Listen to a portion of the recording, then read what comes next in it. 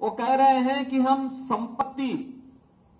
लोगों की संपत्ति का सर्वे करवाएंगे और संपत्ति सर्वे करके फिर उस संपत्ति को अपने अनुसार फिर उसका बंदर बांट करेंगे। यानी पहले देश के संसाधनों पर लूटपाट।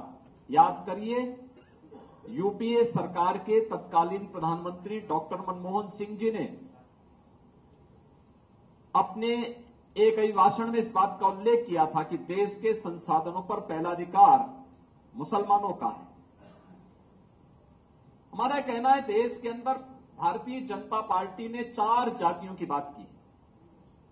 गरीब है, किसान है, युवा है और महिला है।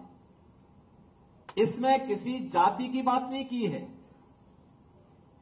किसी मत और मजहब की बात नहीं की है। जो गरीब है उसको शासन का हिस्सा मिलना चाहिए, युवा है उसकी आजीविका की व्यवस्था होनी चाहिए, महिला है उसके स्वावलंबन के लिए कार्य किए जाने चाहिए, अन्नदाता किसान वह किसी भी जाति मत मजहब वर्ग का है उसको सम्मान मिलना चाहिए।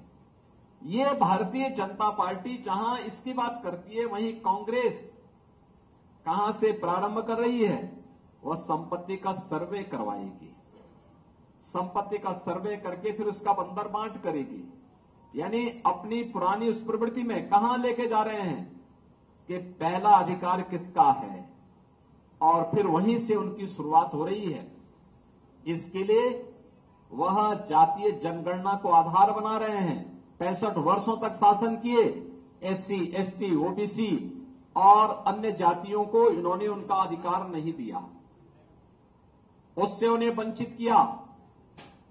और याद करिए, 2004 से 2014 के बीच के कांग्रेस के शासनकाल को, जब उन्होंने उस समय लक्षित हिंसा विधेयक लाने का कुत्सित प्रयास किया था, बहुसंख्यक समाज की भावनाओं को कुचलने के लिए, उनकी अभिव्यक्ति की स्वतंत्रता को दबाने के लिए एक कुत्सित प्रयास किया था। भारतीय जनता पार्टी के भारी विरोध के कारण वह उस विधेयक को पास नहीं कर पाए थे।